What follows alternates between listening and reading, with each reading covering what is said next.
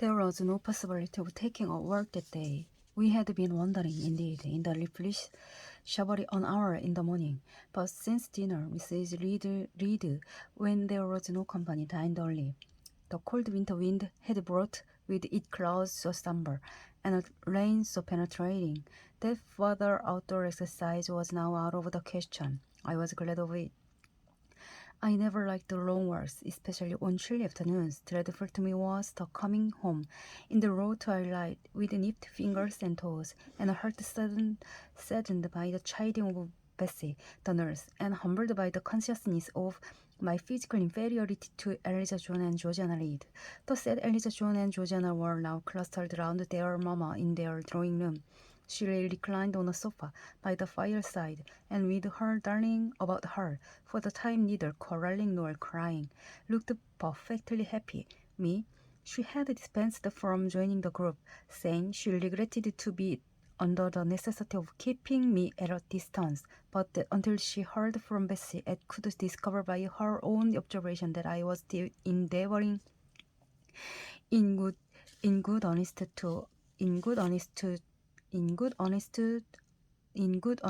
to acquire a more sociable and childlike disposition, a more attractive and sprightly manner, something lighter, franker, more natural as it were. She really must exclude me from privileges intended only for contented, happy little children. What does Betsy say I have done? I asked. Jane, I don't like cavillers or questioners. Besides, there is something truly forbidding in a child taking up her elders in that manner. Be seated somewhere, and until you can speak pleasantly, remain silent. A small breakfast room adjoined the drawing room. I slipped in there. It contained a bookcase. I soon possessed myself of a volume. Take care that it should be one stored with picture. It contained a bookcase. I soon possessed myself of a volume. Take care that it should be one stored with picture. Take care that it should be one stored with picture. I mounted into the window seat.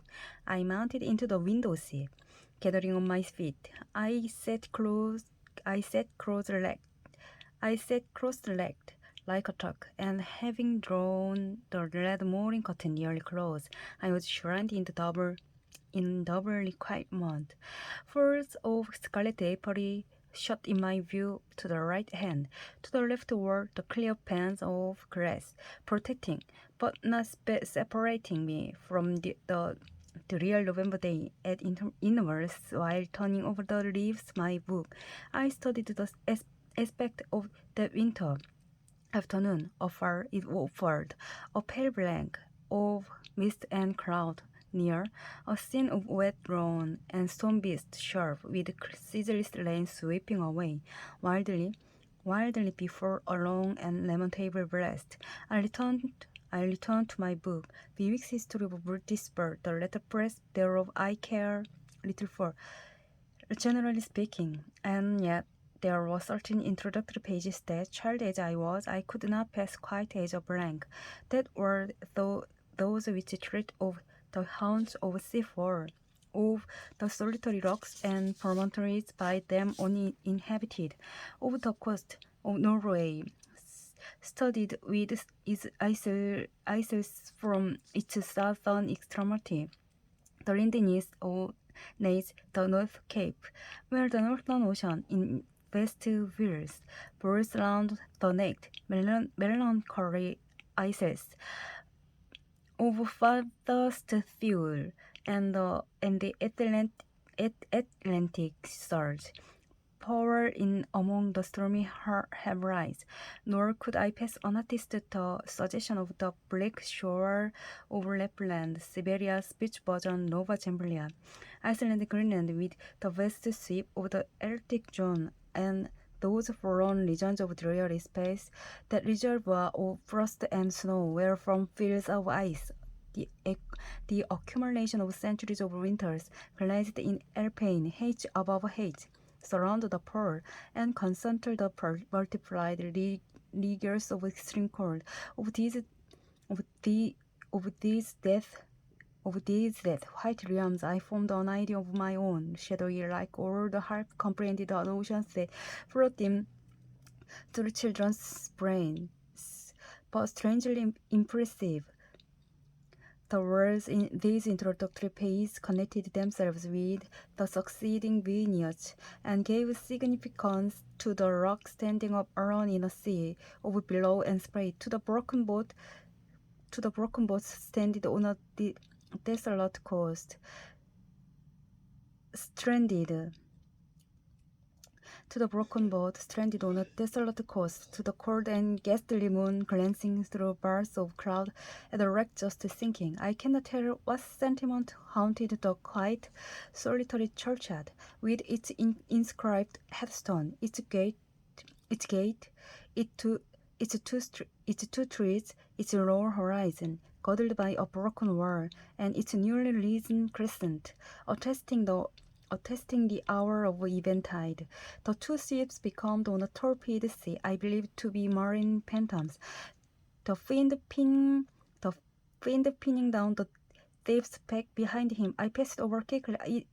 It was a object of terror. So was the black horned thing seated aloof on a rock, surveying a distant crowd surrounding a gallows. Its pictures told a story mysterious often to my undeveloped understanding and imperfect feelings, yet ever profoundly interesting.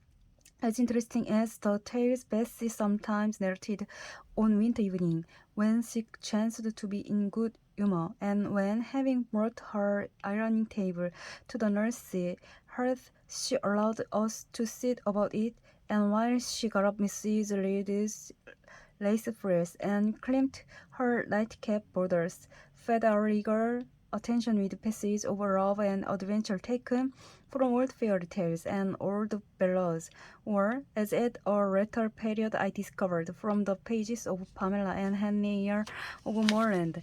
With Bewick on my knee, I was then happy, at least in my way. I feared nothing but interruption, and that came too soon. The breakfast room door opened. "Bo!" cried the voice of John Reed. Then he paused.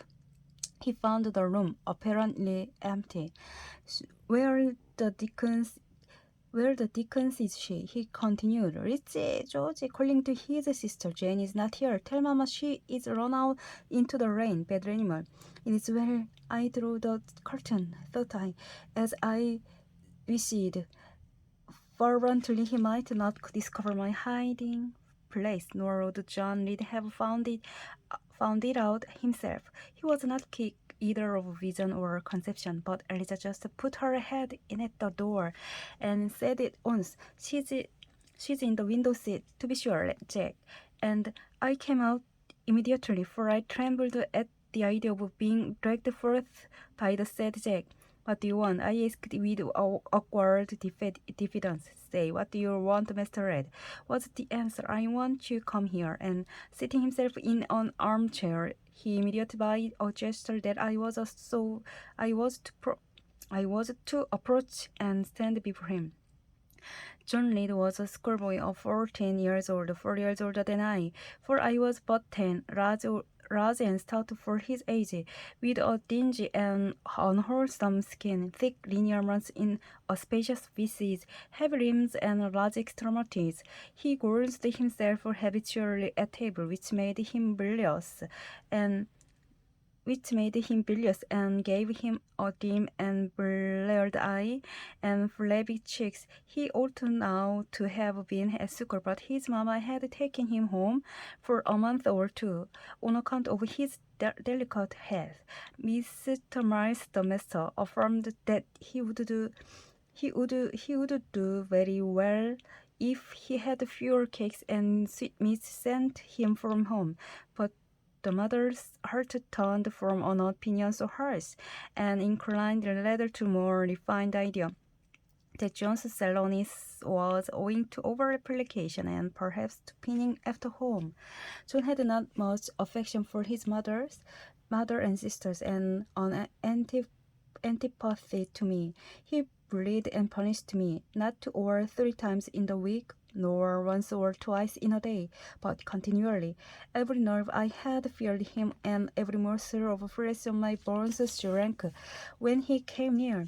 There were moments when I was bewildered by the terror he inspired, because I had no fear whatever against either his menaces or his infliction. The servants did not like offend their young master by taking my part against him, and Mrs. Reed was blind and deaf on the subject.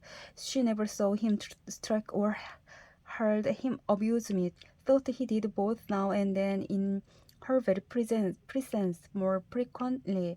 However, behind her back, habitually obedient to John, I came to his chair. He spent some 30 minutes in thrusting out his tongue at me, as far as he could without damaging the roots. I knew he would soon strike, and while dreading the blow, I mused on the disgusting and ugly appearance of him who would presently deal it. I wondered if he read that notion in my face, for all at once, without speaking, he struck suddenly and strongly. I tottered, and regaining my equilibrium, retired back a step or two from his chair. "That is for your impudence in answering Mama a while since," said he, "and for your sneaking way of getting behind the curtains, and for the look you had in your eyes 2 minutes since you read." Accustomed to John Reed's abuse, I never had an idea of replying to it. My care was how to endure the blow which would certainly follow the insult. "What were you doing behind the curtain? What were you doing behind the curtain?" he asked. "I was reading. Show the book." I returned to the window and patched it thence. "You have no business to take our books. You are a dependent. Mama says you have no money. Your father left you none. You ought to beg, and not to live here with gentlemen's children like us, and eat the same meals we do, and wear clothes at our mama's expense. Now I'll teach you to rummage my bookshelves, for they are mine. All the house belongs to me, or will do, for they are mine. All the house belongs to me, or will do, in a few years. Go and stand by the door, out of the way of the mirror and the windows." I did so, not at first aware what was his intention, but when I saw him lift and poise the book and stand in act to hurl it, I instinctively started aside with a cry of alarm. Not soon enough, however, the volume was flung. It hit me, and I fell, striking my head against the door and cutting in. The cut bled, the pain was sharp. My terror had passed its climax. Other feelings succeeded. "Weak and cruel boy," I said. "You are like a murderer. You are like a slave driver. You are like the Roman emperors." I had read Goldsmith's History of Rome, and had formed my opinion of Nero Caligula. It is also I had drawn parallels in silence, which I never thought thus to have declared aloud. "What?" he cried. "Did she say that to me? Did you hear her?" "Won't I tell Mama?" But first, he ran headlong at me. I felt him grasp my hair and my shoulder. He had closed with a desperate thing. I really saw in him a tyrant, a murderer. I felt a drop or two of blood from my head trickle down my neck, and was sensible of somewhat pungent suffering. These sensations for the time predominated over fear, and I received him in frantic sort.